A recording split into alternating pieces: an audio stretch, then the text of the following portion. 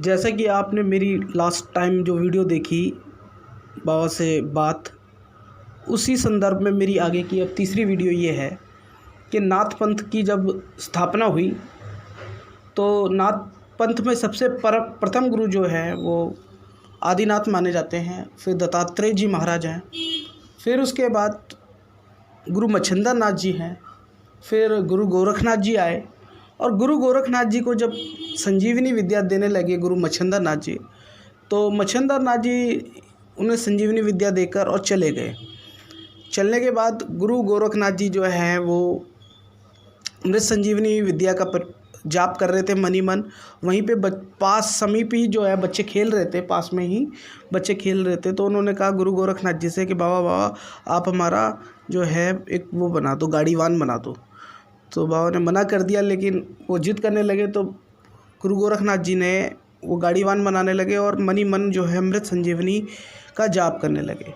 अब ये जो जाप करते रहे तो क्या हुआ, इस जाप करते करते में जो गाड़ीवान था वो एक जो है वो जीवित हो गया, क्योंकि अमृत संजीवनी का जाप हो रहा था तो गाड़ीवान में जान आ गई और वो जीवित हो गया। और वो चल के आगे गहनीनाथ के नाम से प्रसिद्ध हुए। गहनीनाथ जो है एक बड़े तीसरे मतलब नवनाथों में तीसरे गुरु में उनका स्थान प्राप्त है नवनाथों के अंदर, और बड़े परम गुरु रहे हैं गहनीनाथ जी। क्या हुआ, एक बार की बात थी, गहनीनाथ जी जो हैं वो मेरठ में स्थान है लाल कुर्ती, वहाँ पे थाना है, उसके सामने जो है शिव का एक विशाल मंदिर है जिसको ओगड़नाथ मंदिर के नाम से प्रसिद्ध है। अभी वो एक भव्य मंदिर बन चुका है, बड़ा मंदिर बन चुका है। लेकिन गुरु जब गहनीनाथ जी वहाँ पर आए थे, बहुत प्राचीन समय की बात है, जब गहनीनाथ जी आए थे तो वहाँ पे कुछ ऐसा नहीं था। वहीं समीप में एक मूर्तिवान था जो मूर्ति बना रहा था, और मूर्ति बना रहा था तभी जो है गहनीनाथ जी ने कहा, अपने मन में विचार किया कि जिस प्रकार मेरा जन्म हुआ है तो मेरे को जो गुरु द्वारा जो दीक्षा में अमृत संजीवनी विद्या मेरे को मिली है, मैं उसका भी प्रयोग करके देखता हूँ। और जो है गहनीनाथ जी ने अमृत संजीवनी विद्या का उच्चारण करना स्टार्ट कर दिया, और वो उच्चारण करते रहे तो पीछे ही एक मूर्तिकार के पीछे ही एक मूर्ति बना रहे थे, तो एक पुतले में जान आ गई। और वो जो पुतला थे वही बाबा रतिराम के रूप में आगे चल के उनका नाम बाबा रतिराम गहनीनाथ जी ने रखा।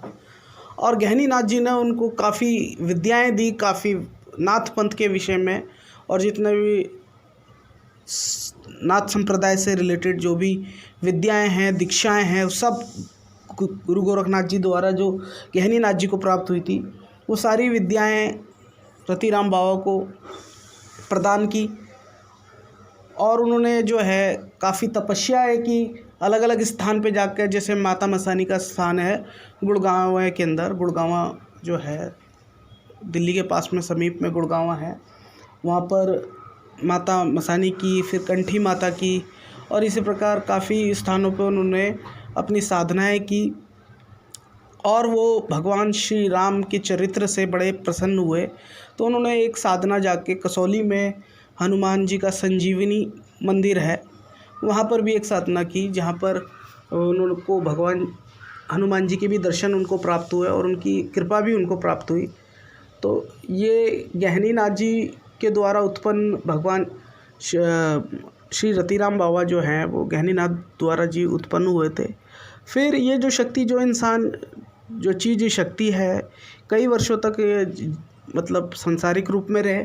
उसके बाद ये जो इंसान विलुप्त हो जाती है शक्तियाँ, क्योंकि गहनीनाथ जी भी विलुप्त हुए हैं, गुरु गोरखनाथ जी भी विलुप्त हुए हैं, जो माता के द्वारा या पिता के द्वारा उत्पन्न नहीं हुए, तो वो शक्तियाँ विलुप्त हो जाती है। तो गहनीनाथ जी के पास ये शक्ति विलुप्त होने के बाद जो है एक रुद्राक्ष के मणके के रूप में गहनीनाथ जी की गले के अंदर धारण रहे रतिराम बाबा कई वर्षों। मेरठ में लाल कुर्ती के पास जब रतिराम बाबा की उत्पत्ति हुई गहनीनाथ जी द्वारा अमृत संजीवनी विद्या के द्वारा, तो जो मूर्तिकार था वो श्याम गुजर के नाम से था।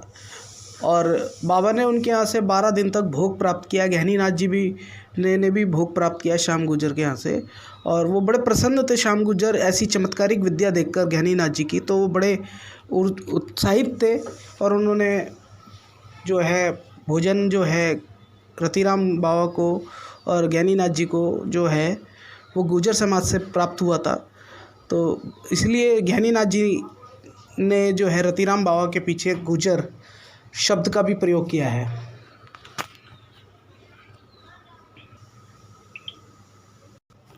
एक यमुना नाम की जो स्त्री है, उनको एक शैतानी शक्ति परेशान कर रही थी, और वो गहनीनाथ जी के पास जो है वो उनकी साधना करने आई और गहनीनाथ जी से उन्होंने सहायता मांगी। तो गहनीनाथ जी ने अपने जो है माला में से रतिराम बाबा को एक ढाल के रूप में बनाकर और उनको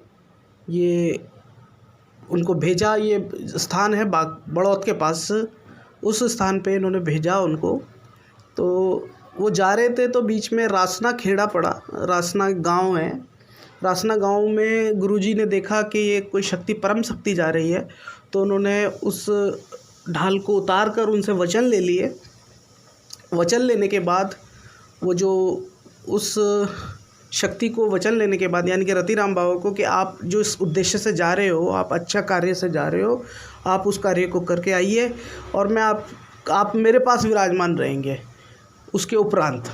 तो गुरुजी ने उनको जो है उनसे वचन ले लिए बाबा रतिराम बाबा से, और उसके बाद इसका संचालन जो है आगे चलकर रासना खेड़े से फिर जो है गादी खेड़े में पहुंचा। गादी खेड़े में कई बीच में और भी काफ़ी गुरु आए।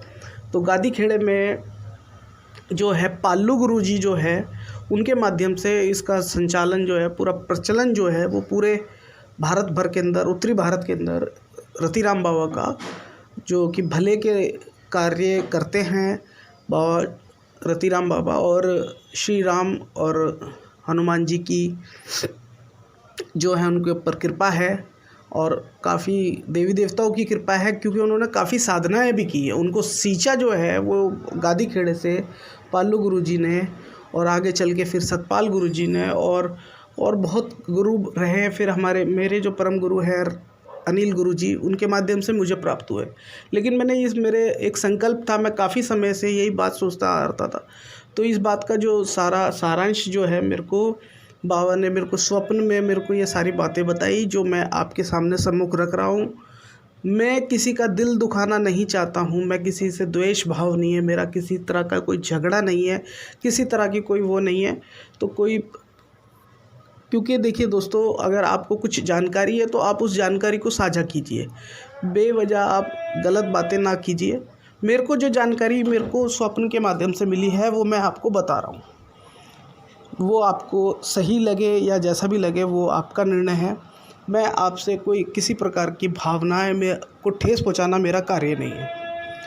तो दोस्तों, काफ़ी लोगों का अनुरोध था कि आपको जब बाबा ने दर्शन दिए और आपको बताया है, बात की है आपसे बात की है, तो आप इसका बताइए, इसकी कहानी के विषय में बताइए।